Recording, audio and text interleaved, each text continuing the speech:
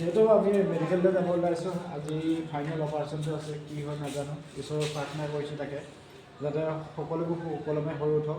আৰু পইচাৰো কথা আছে দিয়কচোন, কাৰণ কিয় পইচাটো অনুযায়ী তেওঁলোকে ট্ৰিটমেণ্টটো কৰিব বা অপাৰেশ্যনখিনি হ'ব।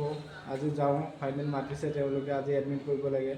এডমিটটো আগৰ পৰা হৈয়ে আছোঁ, মানে অপাৰেশ্যনৰ এডমিটটো কৰিব লাগে। গৈ পেলাই চাওঁ, কথা চথা পাতোঁ, কি হয় কি কথা। আপোনালোকৰ সহায় সহযোগ একান্ত কামনা কৰিছোঁ।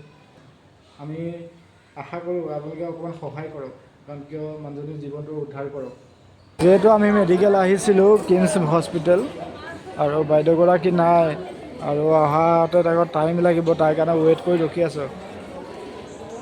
এনেকৈ আৰু কি ক'ব, জীৱনটো যে সকলো শেষ হৈ গৈছে, ভাবিব নোৱাৰি, ক'ব নোৱাৰি, ভাষাৰে বুজাব নোৱাৰি। খালি অনুভৱ আৰু বৰ্ণনাহে কৰিব পাৰিছোঁ, তাৰ বাহিৰে একো কৰিব পৰা নাই। যোনে যেনেকৈ পাৰে সহায় কৰক। কি ক'ব, জীৱনটো চব শেষ, খেলি মেলি হৈ পৰিলে, চব শেষ হৈ গ'ল, থান হৈ গ'ল। ক'বলৈ বুজাবলৈ ভাষা একোৱেই নাই।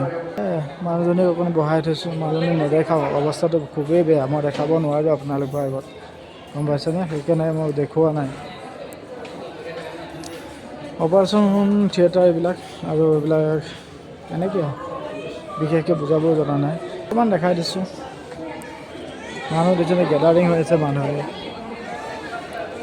ইয়াৰ মাজত আমি ৰখি থাকিবলগীয়া আছে।